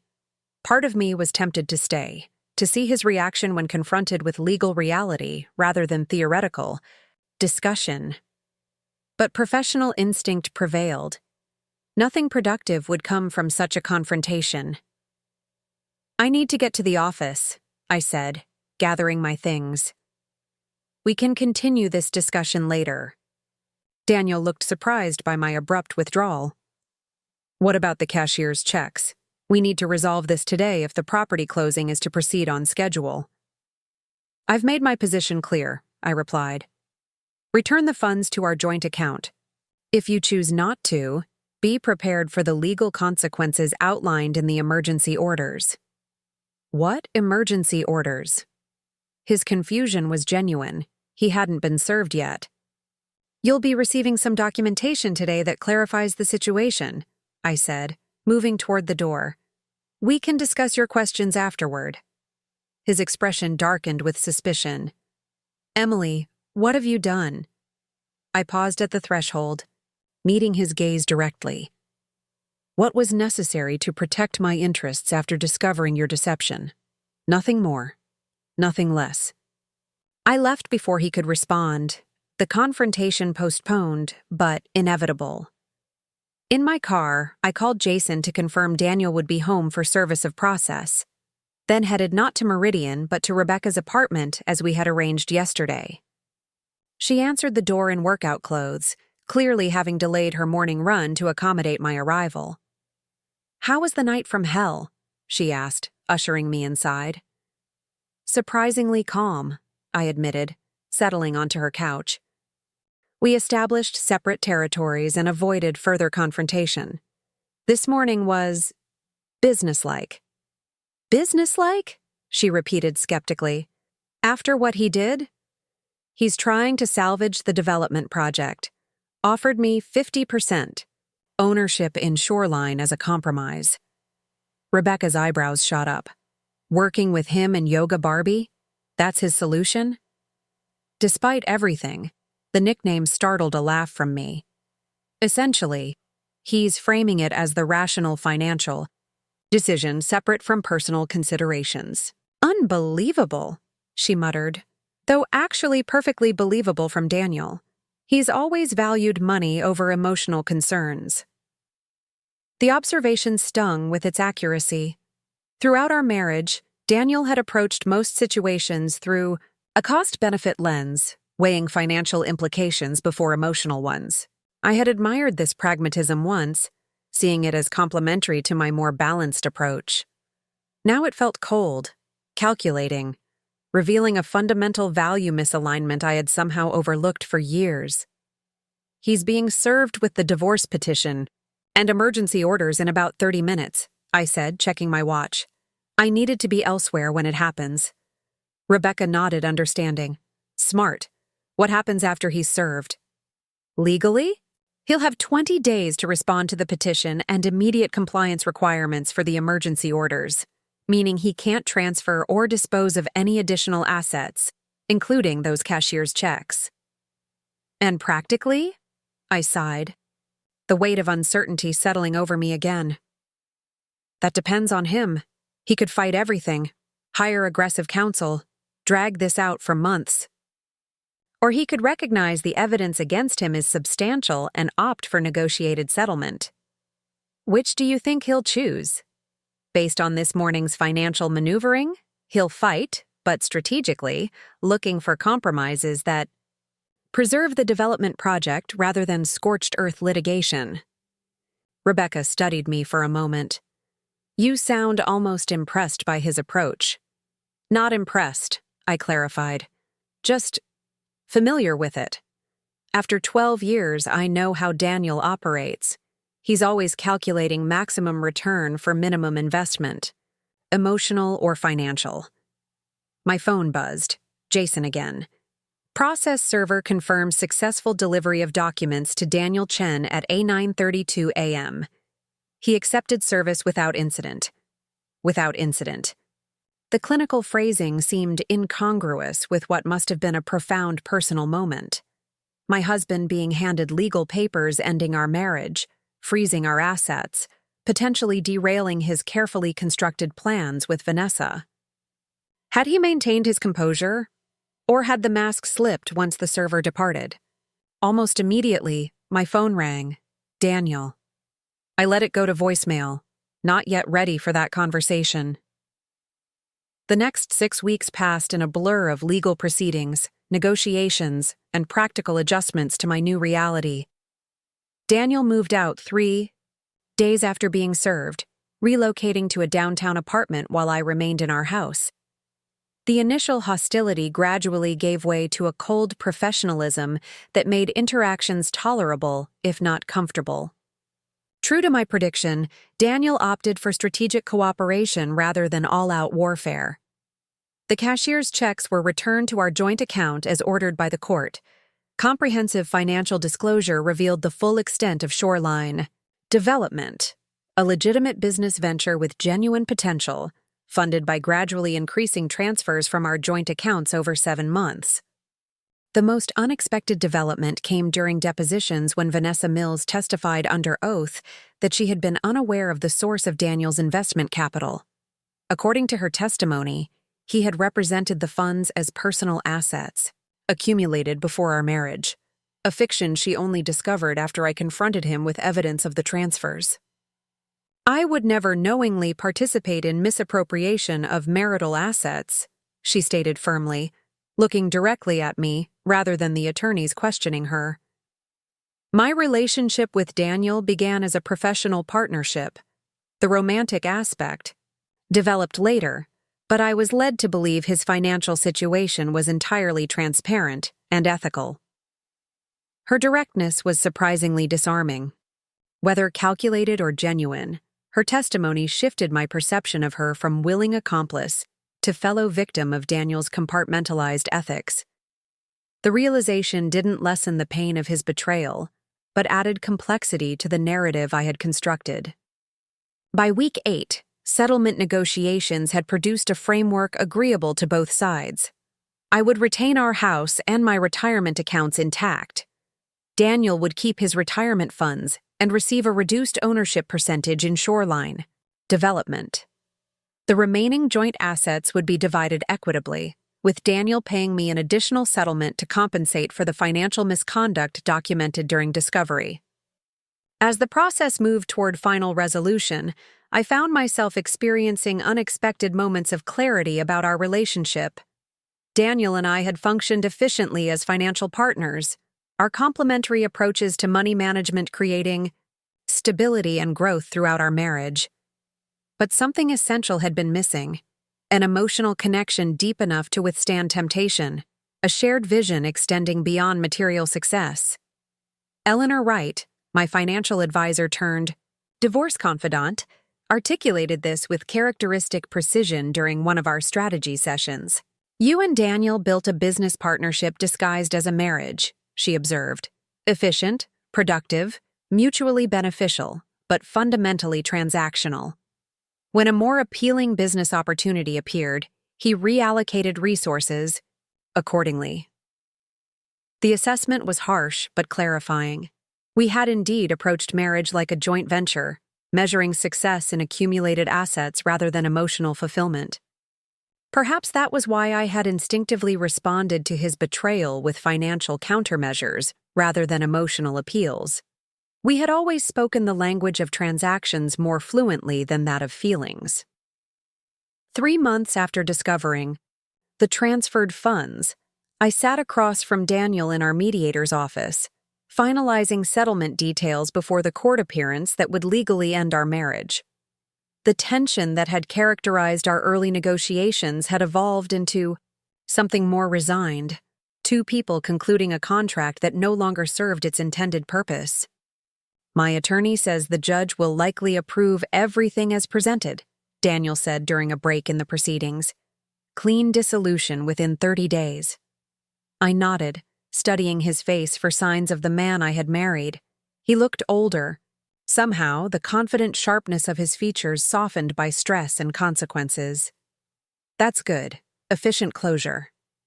He smiled faintly at my choice of words. Efficient. Yes. We always valued that, didn't we? The observation carried no bitterness, only reflection. We did, I agreed.